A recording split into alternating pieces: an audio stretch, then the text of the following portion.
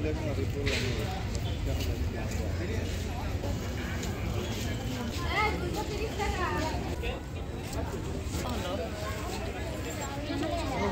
Friends, ఇప్పుడు మనం వచ్చేసి కేరళ రాజధాని అయిన తిరువనంతపురంలో ఉన్న అనంత పద్మనాభ స్వామి టెంపుల్ దగ్గరికి అయితే వచ్చాము.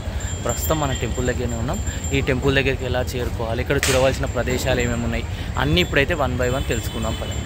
ఇప్పుడు మనం ఈ అనంత పద్మనాభ స్వామి టెంపుల్ దగ్గరికి అయితే వెళ్తున్నాం. ఈ టెంపుల్ ఏంటంటే మనకు కేరళ రాష్ట్రం యొక్క రాజధాని అయిన త్రివేంద్రంలో అయితే ఉంటుంది. దీన్నే తిరువనంతపురం అని కూడా పిలవడం అయితే జరుగుతుంది. ఇక్కడికి వచ్చేసి మనకు bus facilities, train, flight, all facilities అయితే అవైలబుల్గా ఉన్నాయి. మన తెలుగు రాష్ట్రాల నుంచి ముఖ్యంగా ఇక్కడ చేరుకోవాలంటే ట్రైన్ వచ్చేసి బెస్ట్ ఆప్షన్. ఎందుకంటే మీకు ఎవ్రీడే హైదరాబాద్ నుంచి 12:20కి ఇలా ట్రైన్ అయితే బయలుదేరుతుంది.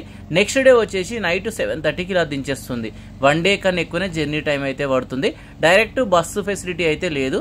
ఫ్లైట్స్ కూడా డైరెక్ట్ అయితే ఉన్నాయి, చూసుకోండి. ప్రస్తుతానికి మనం ఈ తిరువనంతపురం యొక్క బస్ స్టాప్ దగ్గర అయితే ఉన్నాం. చూడండి, ఆ ఫ్రంట్ కనబడుతుందా?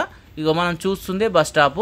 ఒకసారి చూడండి, ఇలా బస్ స్టాప్కు ఎగ్జాక్ట్లీ ఆపోజిట్లోనే ఒకసారి చూడండి, ఇగో ఈ రింగ్ రోడ్ అలా కనబడుతుందా? ఇగో ఈ పక్కనే వచ్చేసి రైల్వే స్టేషన్ ఉంటుంది. రెండు ఒక దగ్గరనే ఉంటాయి అన్నట్టు, రైల్వే స్టేషన్, బస్ స్టాప్. పెద్ద ప్రాబ్లం అయితే మనకైతే లేదు.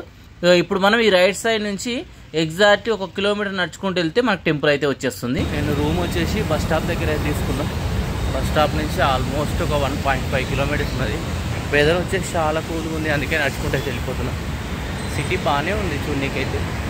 ఇక నేనైతే నడుచుకుంటూ వెళ్ళిపోతున్నాను. ఒక 500 మీటర్స్ ఇలా వచ్చిన. ఆ రూమ్ డీటెయిల్స్ చెప్పాను కదా, బస్ స్టాప్ దగ్గర ఉంది. ఏసీ డార్మెటరీ వచ్చేసి 250 రూపీస్ ఉంది. పర్సనల్ రూమ్ కావాలంటే 1000 రూపీస్ ఉంది. అక్కడ వచ్చేసి మన తెలుగు వాళ్ళే ఉన్నారు మనకు బస్ స్టాప్ ఈ రూమ్స్ దగ్గర. నడుచుకుంటూ నేను ఒకసారి చూడండి, ఇగో ఈ చౌరస్తా వరకు అయితే వచ్చేసిన. చూడండి, ఇగో ఇక్కడ నుంచి రైట్ అయితే వెళ్ళాలట మనం. ఇగో ఇక్కడ చూడండి, గణపతి టెంపుల్ అయితే మనకు కనబడుతుంది. చూడండి, చాలా ఫేమస్ టెంపుల్. ఈ టెంపుల్ని మీరు ఒకసారి అయితే దర్శనం చేసుకోండి. దర్శనం చేసుకున్నాక ఇగో మనం ఈ లెఫ్ట్ సైడ్ నుంచి వచ్చినాం అన్నట్టు. ఇగో ఈ టెంపుల్ని దర్శనం చేసుకున్నాక ఒకసారి చూడండి, ఇగో ఇక్కడ ఈ రైట్ సైడ్ నుంచి మనం వెళ్ళాలి. ఇగో ఇక్కడ బుర్జుల్లా ఉన్నాయా? ఇగో ఇక్కడ నుంచి కొంచెం ముందుకు వెళ్ళగానే ఇగో లెఫ్ట్ తీసుకుంటే మనం టెంపుల్ దగ్గరికి దారి అయితే కనబడుతుంది. అలా ముందుకు వచ్చినాక ఇగో లెఫ్ట్ తీసుకొని నేనైతే వచ్చేస్తున్నా. చూడండి, ఈ స్ట్రీట్లో నడుచుకుంటూ వెళ్ళిపోతున్నా. మార్నింగ్ టైం కాబట్టి స్ట్రీట్ ఇంక ఓపెన్ కాలేదు, అన్నీ ఇప్పుడిప్పుడే ఓపెన్ చేస్తారు. చూడండి, ఆటోలో వస్తే ఒక 50 రూపీస్ ఇలా తీసుకుంటారు. టెంపుల్ స్ట్రీట్లో అయితే ఉన్నాము. మొత్తం కూల్ ఉన్నది వెదర్ అయితే. ఇక ఇప్పుడు నేను వచ్చేసి ఆల్మోస్ట్ టెంపుల్ దగ్గరికి అయితే వచ్చేసినట్టు. చూడండి, ఇగో ఆ రైట్ సైడ్ అయితే మనకు టెంపుల్ అయితే ఉంది. ఒకసారి చూడండి, ఇక్కడ కోనేరు ఉన్నట్టున్నది.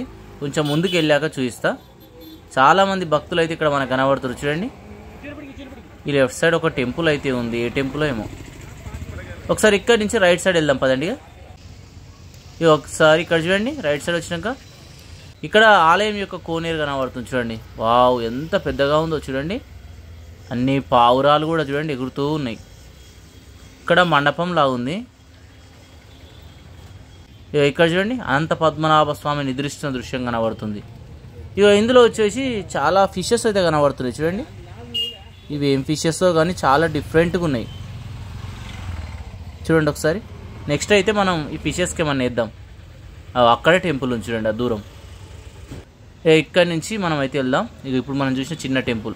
ఇక ఈ టెంపుల్ నుంచి ఇలా కొంచెం నడుచుకుంటా మనం వెళ్ళాల్సి అయితే ఉంటుంది. నేనైతే నడుచుకుంటా ముందుకైతే వెళ్ళిపోతున్నా. చూడండి, మొత్తం పచ్చరైన చెట్ల మధ్యలో ఉన్నట్టే ఉన్న చూడండి టెంపుల్ అయితే. ఇలా వచ్చినాక ఈ చౌరస్తా ఉంటుంది. ఇగో చూడండి, ఆ చుట్టూ చూడండి మొత్తం పచ్చని చెట్లు కనబడుతున్నాయి. ఇగో ఇక్కడ నుంచి ఆలయం చాలా బ్యూటిఫుల్ కనబడుతుంది. చూడండి, ఇప్పుడైతే మనం ఆల్మోస్ట్ టెంపుల్ దగ్గరికి వచ్చేసినాం. మెయిన్ చౌరస్తాలో ఉన్నాం. ఈ చౌరస్తా నుంచి మనం ఎగ్జాక్ట్లీ బ్యాక్ సైడ్ చూడండి, అక్కడికి వెళ్తే టెంపుల్ ఉన్నది. ఇక్కడి నుంచి లోపలికి అయితే వెళ్దాం. ఇగో ఇక్కడ చిన్న చిన్న షాప్స్ అయితే అన్నీ కనబడుతున్నాయి. అన్నీ చూడండి, కొబ్బరి చెట్లు, అసలు నిర్మాణ శైలి చూడండి, పెంకుటిన్లు, అసలు చాలా బాగా అనిపిస్తుంది తెలుసా ఇక్కడికి వచ్చినప్పుడు అయితే. ఇగో ఆ దూరంలో వచ్చేసి టెంపుల్ ఉన్నది. మనం రైట్ సైడ్ నుంచి వచ్చాం అన్నట్టు. ఇక ఇక్కడి నుంచి మనం మెల్లమెల్లగా నడుచుకుంటే టెంపుల్ దగ్గరికి అయితే వెళ్ళిపోదాం పదండి. ఇప్పుడైతే నేను టెంపుల్ దగ్గరికి అయితే వెళ్ళిపోతున్నాను. ఇక్కడ చౌరస్తా అయితే ఉంది. రైట్ సైడ్ నుంచి వస్తే బస్ స్టాప్ నుంచి వచ్చినాం. లెఫ్ట్ సైడ్ వెళ్తే ఎటు వెళ్తుందో నాకైతే తెలియదు. ఎందుకంటే ఇది వచ్చేసి వాళ్ళ రాజధాని కాబట్టి సిటీ ఆల్మోస్ట్ చాలా పెద్దగానే ఉంది. మీకు ఎందుకంటే ఫ్రంట్ ఎలా ఉంటుందో అనేది మొత్తం అయితే చూపిస్తున్నట్టు. ఇక్కడ ఆటోస్ అయితే పోతున్నాయి. ఇక్కడి నుంచి ముందుకైతే వెళ్ళిపోదాం. ఇక్కడి నుంచి టెంపుల్ చూడండి ఎంత బ్యూటిఫుల్ కనబడుతుందో. ఇక్కడ నుంచి చూశాక కొంచెం ముందుకు వచ్చినాక చూడండి మళ్ళీ వ్యూ ఎలా ఉందో. ఇక్కడ నుంచి లోపలికి అయితే వెళ్ళిపోతున్నా. టెంపుల్లో ముఖ్యంగా ఏంటంటే సాంప్రదాయ దుస్తుల్లోనే మనం లోపలికి అయితే వెళ్ళాల్సి ఉంటుంది. మనం మామూలుగా జెంట్స్ వచ్చేసి పంచకట్టులోనే వెళ్ళాలి, లేడీస్ వచ్చేసి సాంప్రదాయ బట్టలు అంటే శారీలో ఆ విధంగానే వెళ్ళాల్సి అయితే ఉంటుంది. మనకు ముందు వచ్చేసి వాటికి సంబంధించిన లాకర్స్ అవన్నీ అయితే అవైలబుల్గా అయితే ఉన్నాయట. ముందుకు వెళ్ళాక మీకు అయితే చెప్తాను. మనం వెళ్తూ ఉంటే చూడండి టెంపుల్ ఎంత బ్యూటిఫుల్గా కనబడుతుందో చూడండి ఒకసారి. ఇక్కడ చూడండి చాలామంది భక్తులు అయితే మనకు కనబడుతూ చూడండి. ఈ ఆలయం వచ్చేసి ప్రపంచంలోనే అత్యధిక సంపద కలిగిన ఆలయంగా అయితే కీర్తి ప్రతిష్టలు అయితే పొందడం జరిగింది. ఒకసారి ఇక్కడ నుంచి చూడండి, ఆ లెఫ్ట్ సైడ్ క్లాక్ టవర్ కనబడుతుందో, పైన గడియారం రన్ అవుతుంది. ఈ ఆలయ నిర్మాణం చూడండి ఎంత గొప్పగా ఉందో చూడండి. కేరళలో ఉన్న ఆలయాలు మొత్తం ఇలా పెంకుటిళ్లతో నిర్మించినట్టే ఉంటాయి. ఇక ఇక్కడికి వచ్చినాక ఈ రైట్ సైడ్ వచ్చేసి మనకు మొత్తం కోనేరు అయితే కనబడుతుంది చూడండి. ఇదంతా కోనేరు, ఆల్మోస్ట్ ఒక 9-10 ఎకరాల విస్తీర్ణంలో ఉంది ఈ కోనేరే. ఎంత పెద్దగా ఉందో చూడండి కోనేరు. ఆ లెఫ్ట్ సైడ్ నుంచి మనం ఇటైతే వచ్చేసాం. ఇక ఇక్కడ నుంచి చూస్తే మనకు ఆలయ నిర్మాణం ఇంకా చక్కగా కనబడుతుంది చూడండి.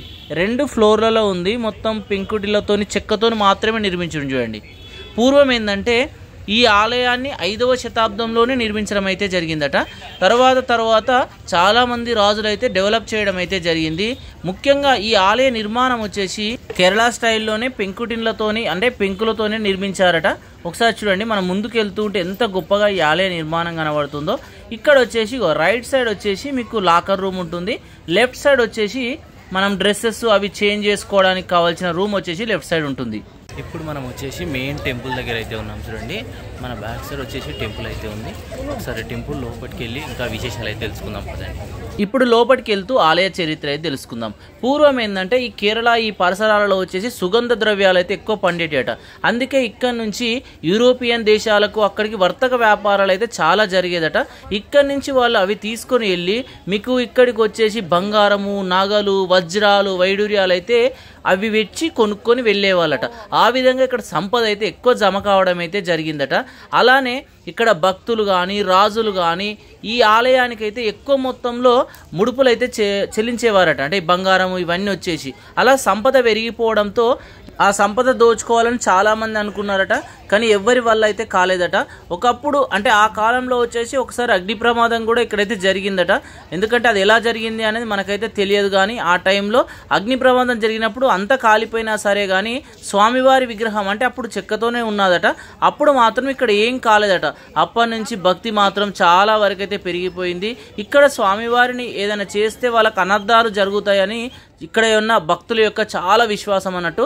అప్పటి నుంచి స్వామివారి యొక్క ఏమి తీయాలన్నా అందరు భయపడుతూ ఉంటారు.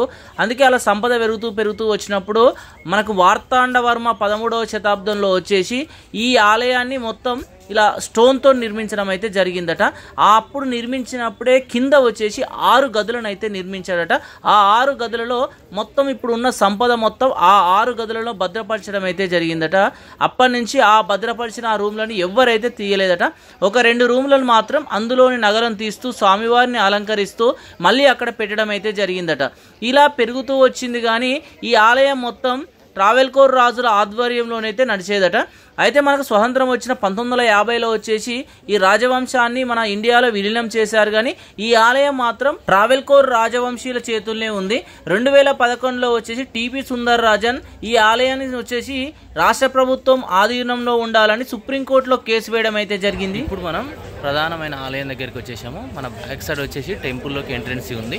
అయితే ఇక్కడికి ఫోన్స్ అవి అయితే లోపలికి కాలో లేదు. ఇక్కడ ఫోన్లు పెట్టేసి మనం దర్శనానికి అయితే వెళ్దాం పదండి. ఇక్కడి వరకే లాస్ట్. ఇక్కడి నుంచి లోపలికి వెళ్ళి దర్శనం చేసుకోవాల్సి అయితే ఉంటుంది. మీరు వచ్చినప్పుడు తప్పకుండా ఇక్కడనే అన్ని పెట్టేసి దర్శనం అయితే చేసుకోండి. నేను కూడా ఇక్కడ నుంచి దర్శనం అయితే చేసుకోవడం అయితే జరిగింది. ఇప్పుడు మనం ఆలయ విశేషాలకు వస్తే 2011లో సుప్రీంకోర్టు ఆదేశాల మేరకు 6 గదులను తెరుద్దామని డిసైడ్ అయ్యారు. అయితే అందులో వచ్చేసి 5 గదులను అయితే తెరవడం జరిగింది. మొదటి గదిలో వచ్చేసి లక్షల కోట్ల సంపద అయితే మనకు దొరకడం జరిగింది. బంగారాలు, వజ్రాలు, వైడూర్యాలు, విదేశీకి సంబంధించిన నాణ్యాలు అవన్నీ అయితే అందులో అయితే ఉన్నాయి. అయితే 6వ గదిని తీద్దామంటే వీలు లేకుండా పోయింది. అందులో వచ్చేసి నాగబంధం వేయడం అయితే జరిగింది.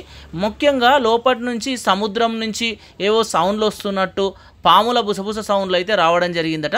ఇక్కడి నుంచి సముద్రం వరకు సొరంగ మార్గం ఉంది అని కూడా చెప్పడం అయితే జరుగుతుంది. అందులో సంపద ఎంత ఉన్నది అనేది ఇప్పటి వరకు అయితే ఐడియా అయితే లేదు.